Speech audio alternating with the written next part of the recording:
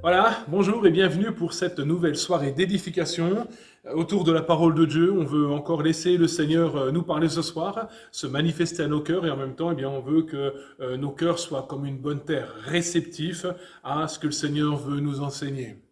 Voilà, je vous invite à ouvrir vos Bibles, si vous les avez avec vous, dans l'évangile de Marc au chapitre 5 et on va lire les versets 21 à 34. Marc, chapitre 5, versets 21 à 34. Ce texte dit « Jésus, dans la barque, regagna l'autre rive, où une grande foule s'assembla près de lui.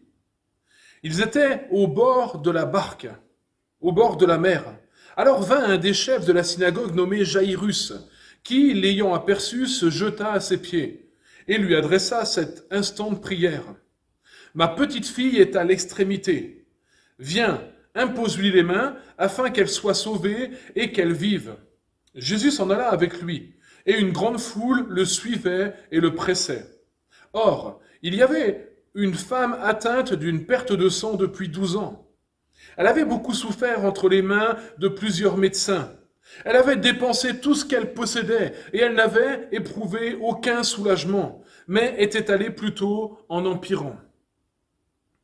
Ayant entendu parler de Jésus, elle vint dans la foule par derrière et toucha son vêtement. Car elle disait, si je puis seulement toucher ses vêtements, je serai guérie. Au même instant, la perte de sang s'arrêta. Et elle sentit dans son corps qu'elle était guérie de son mal.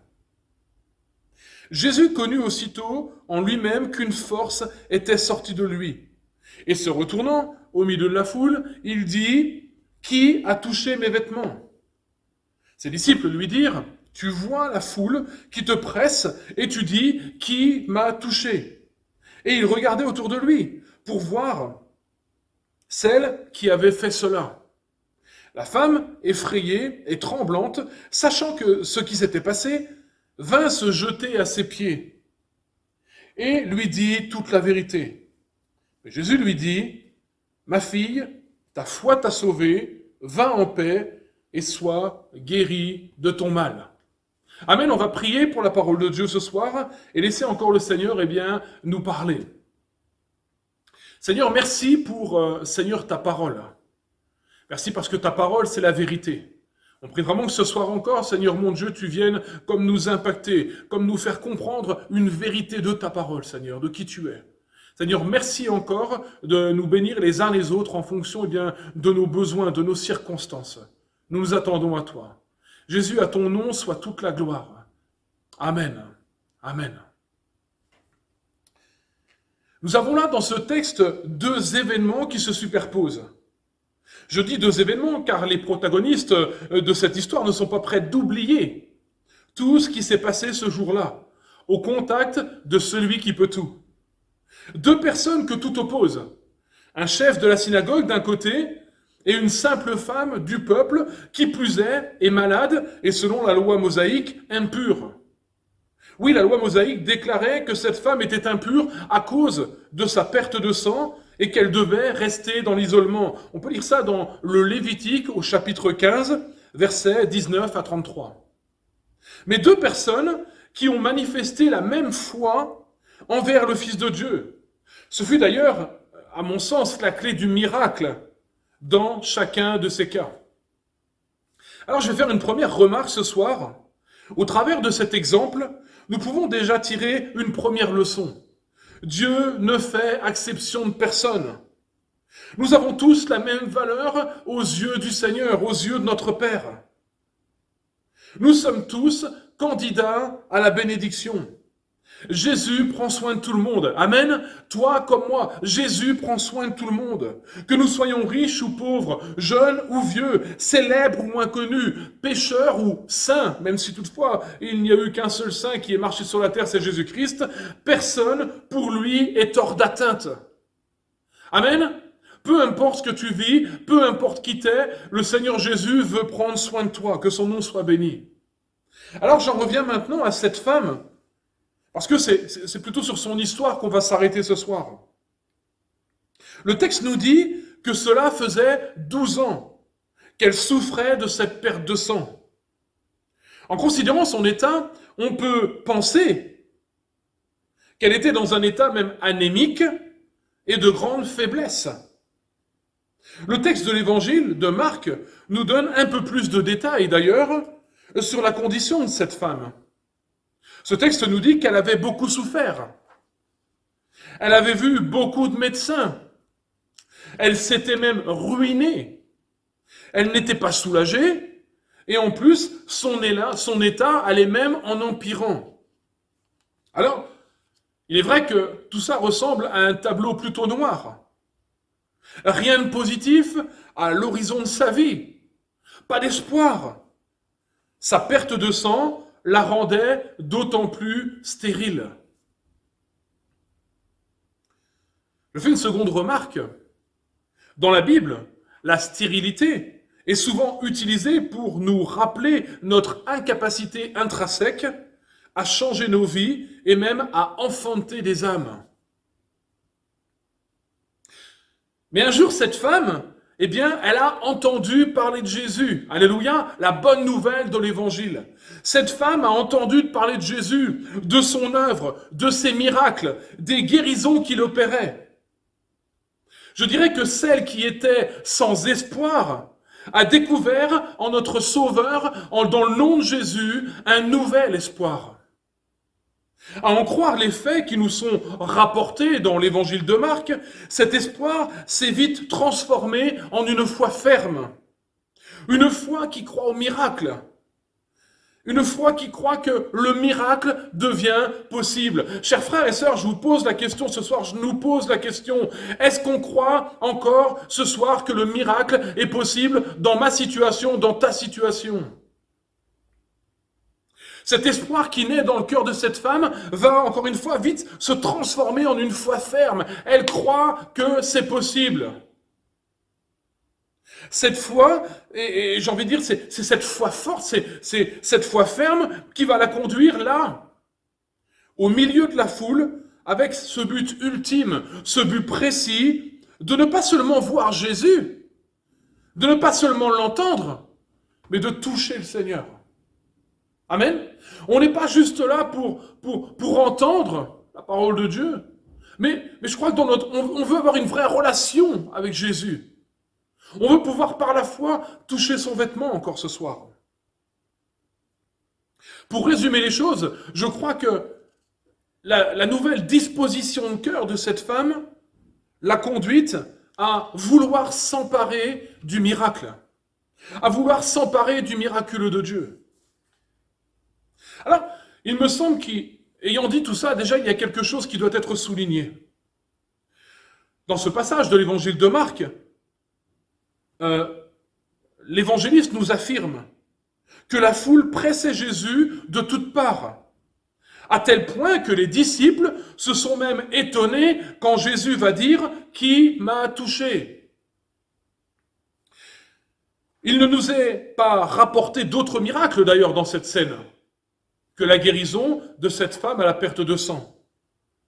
Ce qui veut dire clairement que beaucoup de gens aussi ont touché Jésus, mais n'ont rien reçu. Et j'en viens à mon point principal, mon point est le suivant, toucher sans être touché. Que Dieu nous garde, chers frères et sœurs, d'être de ceux qui servent Jésus de tout près, sans avoir de résultats. Que sa grâce soit agissante en nous, afin qu'à son contact, nos vies soient réellement transformées. Tu peux être à l'église, il peut te sembler que tu touches Jésus, mais toucher sans être touché, toucher sans être transformé, sans être changé. Que Dieu nous fasse grâce. Quelle crainte doit nous saisir, chers frères et sœurs, chers amis, à la lecture de ce texte quand nous nous rendons compte que cette foule serrait la résurrection et la vie. Celui qui est la résurrection et la vie. Le créateur de l'univers, le je suis, la solution à tout problème, à toute chose, à tout besoin, le trésor des cieux. Et malheureusement, sans avoir trouvé la clé du coffre. Cette clé qui est la foi. La foi qui a animé cette femme et qui l'a poussée non seulement à toucher Jésus, mais à recevoir la guérison tant attendue. Cette femme va faire preuve d'une détermination sans précédent pour atteindre son but. Ce qui était à présent devenu l'objectif de sa vie. Elle voulait toucher Jésus. Elle aurait pu légitimement se cacher derrière de nombreuses excuses. J'en cite ici quelques-unes. Il y a la foule. Selon la loi, elle devait rester chez elle, à cause de son état. Elle était certainement très faible et souffrait beaucoup. Elle prend le risque d'être à nouveau déçue.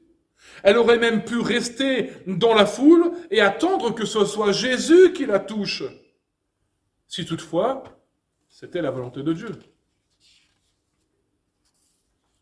Mais il n'en fut rien, le texte nous dit qu'il n'en fut rien. Elle va saisir elle-même le miracle par la foi. Elle va faire taire toutes ses voix, ses craintes, ses obstacles et même ses interdits, et va s'approcher de Jésus et toucher le bord de son vêtement. Alors, rassurons-nous, ce soir, le vêtement de Jésus n'avait rien de miraculeux. Rien de miraculeux en soi. Ce n'était pas un gris-gris ou quelque chose comme ça. Non. Chaque vêtement, on le sait, selon ce que nous dit la parole de Dieu dans le texte des Nombres, portait en son bord un cordon bleu, une frange qui était là pour se souvenir de la parole de Dieu. À chaque fois que les uns et les autres portaient les regards sur ce cordon bleu, ils se rappelaient de la parole de Dieu. On lit ce texte dans le livre des Nombres, chapitre 15, versets 37 à 41. L'Éternel dit à Moïse, parle aux enfants d'Israël, et dis-leur qu'ils se fassent de génération en génération une frange au bord de leurs vêtements, et qu'ils y mettent un cordon bleu sur cette frange au bord de leurs vêtements. Quand vous aurez cette frange et vous la regarderez, vous vous souviendrez de tous les commandements de l'Éternel pour les mettre en pratique. C'est pas le tout de s'en souvenir, il fallait les mettre en pratique. Et vous ne suivrez pas les désirs de vos cœurs et de vos yeux pour vous laisser entraîner à l'infidélité. Vous vous souviendrez ainsi de mes commandements et vous les mettrez en pratique, et vous serez saints pour Dieu. Je suis l'Éternel votre Dieu qui vous ai fait sortir du pays d'Égypte pour être votre Dieu. Je suis l'Éternel votre Dieu. Voyez, il y avait là tout un commandement. Et nous savons que Jésus, au moment où il va naître, au moment où il va vivre son ministère sur terre, mais il est encore dans cette dimension de la loi, dans cette dimension de l'ancienne alliance. Nous savons que la nouvelle alliance, que nous appelons couramment aujourd'hui le Nouveau Testament, la naissance de l'Église, mais tout ça arrive après Jésus, après sa résurrection, avec les actes des apôtres, la naissance de l'Église, mais en ce temps-là, on peut clairement imaginer que Jésus avait ce vêtement, avec cette frange bleue. Et je crois profondément que c'est cette frange que cette femme, elle va toucher sur le vêtement de Jésus. Elle toucha littéralement la parole de Dieu, puisque la parole, Jésus, c'est le Verbe incarné, selon ce que nous dit l'évangile de Jean. La parole faite chair. Et non seulement elle s'approche de Jésus, elle veut saisir le miracle par la foi, mais en touchant Jésus, et d'autant plus cette frange à son vêtement, mais elle touche littéralement la parole de Dieu. Et elle s'empare des promesses. Que le nom du Seigneur soit béni. Le texte nous dit qu'elle fut instantanément guérie. Amen. Le texte nous dit qu'elle fut instantanément guérie. Est-ce qu'on croit encore à la guérison divine? Est-ce qu'on croit encore que Jésus est capable de nous guérir? Que nous pouvons saisir le miracle de la guérison par la foi? Est-ce qu'on croit encore ce soir? Est-ce que ça fait partie encore de nos prérogatives? Le texte nous dit Jésus sentit qu'une force était sortie de lui. Je crois, chers frères et sœurs, chers amis, que lorsqu'on touche Jésus, il y a un échange qui s'opère. Nous ne sommes plus les mêmes après. Sa force vient en nous, elle nous est communiquée. Et non seulement sa force, mais sa vie. Christ vient habiter en nous par son esprit, c'est ce que nous dit la parole. Et je crois vraiment que quand nous approchons et que nous touchons Jésus, eh bien, il y a cet échange qui s'opère, ce transfert qui s'opère. Nous ne sortons pas indemnes d'une vraie relation avec Jésus. Non, les cœurs sont changés, les vies sont transformées. Et là doit se poser cette question dans nos cœurs, mais est-ce que je vis ça encore avec le Seigneur? Est-ce que je touche encore le Seigneur? Est-ce que ce transfert s'opère encore dans ma relation avec Jésus? Cette femme va expérimenter, je dirais, une double bénédiction. Elle va non seulement être guérie instantanément de son mal, de la maladie physique, de cette perte de sang qui l'a rendue tellement stérile pendant toutes ces années, mais elle va aussi goûter à la miséricorde et au pardon de notre cher Sauveur. Quand on lit le texte, il y a quelque chose qui semble un peu clocher. Elle aurait dû se réjouir, cette femme, d'être guérie. Il me semble que quand on est guéri, quand on reçoit une guérison divine, eh bien il y a de la joie, il y a une manifestation d'action de grâce, et pourtant,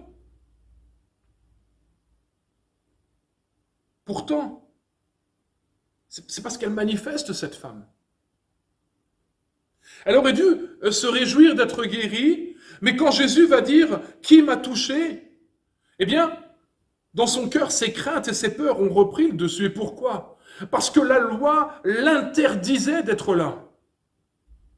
Elle savait ce qu'elle risquait. Elle avait bravé tous les interdits pour être là et pour toucher Jésus, et elle savait ce qu'elle risquait. Mais en même temps, elle ne pouvait pas ne pas dire ou ne pas ressentir ce qui s'était passé dans son cœur, ce qui s'était passé dans son corps. Elle savait qu'elle était hors la loi. Elle avait bravé l'interdit. Elle s'était mêlée à la foule. Elle qui était déclarée comme impure. Et elle avait touché personnellement le Seigneur. Comment allait-il réagir ? Quand Jésus se retourne et dit « Mais qui m'a touché ?» Comment allait-il réagir après ? Et nous l'avons lu. La grâce de Dieu se manifeste. La grâce de Dieu pour le pécheur se manifeste. Au verset 34, Jésus va lui dire « Ma fille, ta foi t'a sauvée. Va en paix et sois guérie de ton mal. » Et là, eh bien c'est là que je dis que cette femme va expérimenter une double bénédiction. Tout a complètement changé pour elle. Quand elle a décidé de faire preuve d'audace par la foi. Et mon frère, ma soeur, mon ami, c'est peut-être ce qui te manque. Il te manque peut-être un peu d'audace.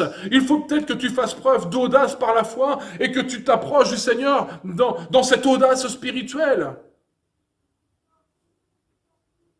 Pour elle, tout va changer. Quand elle décide de faire preuve d'audace, quand elle décide de faire taire toutes ses voix, quand elle a décidé de braver tous les interdits de la loi et de s'approcher de Jésus et de toucher son vêtement, quoi qu'il lui en coûte. Nous avons souvent entendu ça ces derniers temps dans les actualités, quoi qu'il en coûte. Mais est-ce qu'on a cette mentalité chrétienne ? Seigneur, je veux te suivre, quoi qu'il m'en coûte. Seigneur, je veux te toucher, quoi qu'il m'en coûte. Seigneur, je veux t'obéir, quoi qu'il m'en coûte.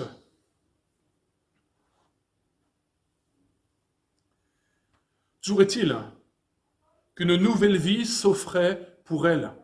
Une nouvelle vie va s'ouvrir devant elle. Une vie de guérison physique, mais aussi intérieure. Toutes ces blessures du passé ont été comme pardonnées, comme guéries de la part du Seigneur. Elle a été guérie, je crois, non seulement physiquement, mais aussi intérieurement. Celle qui avait connu le rejet, celle qui avait été mise de côté comme en quarantaine. Oh, le Seigneur l'a guérie non seulement physiquement, mais intérieurement aussi. Ma fille, ta foi t'a sauvée. Va en paix. C'est Jésus qui dit, je vous laisse ma paix, je vous donne ma paix. Je ne vous donne pas comme le monde donne. Jésus a donné à cette femme une paix qui était pour tout changer dans son cœur, tout changer dans sa vie. Je crois que cette femme, elle est venue saisir la vie de Jésus pour sauver sa propre vie. Et ce soir, j'ai envie de te lancer cette même invitation. Saisis la vie de Jésus. Saisis la main de Jésus.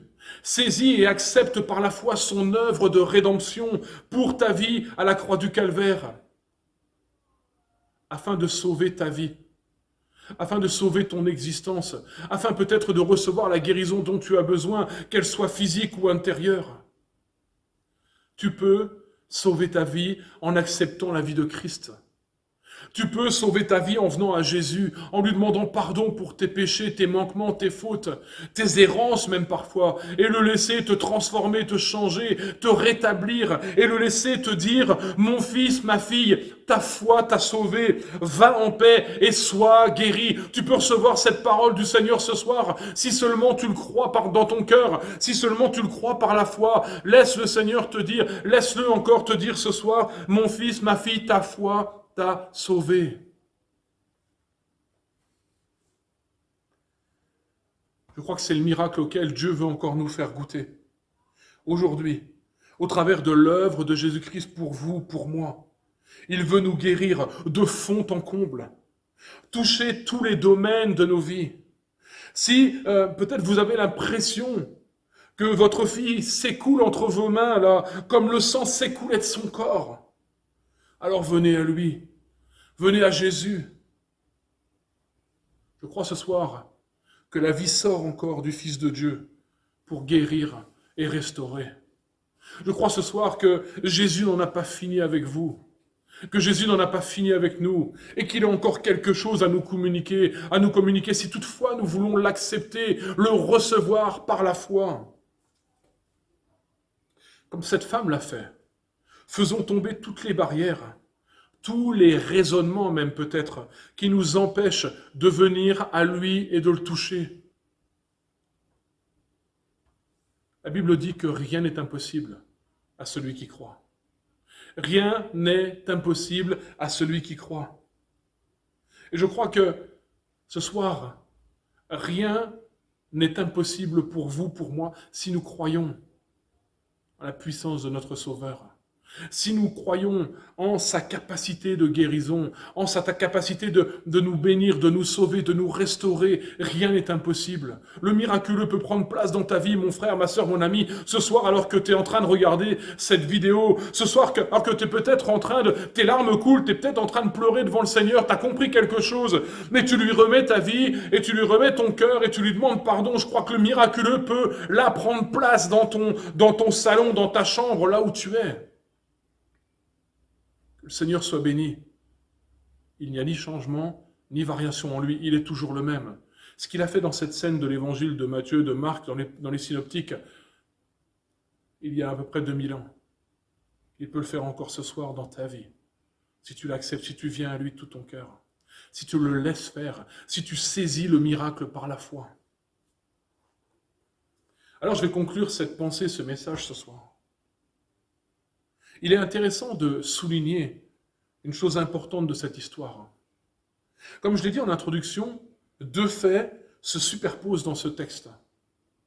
D'abord, il y a Jairus qui vient vers Jésus, le suppliant pour sa fille, et Jésus va lui dire de ne pas s'inquiéter.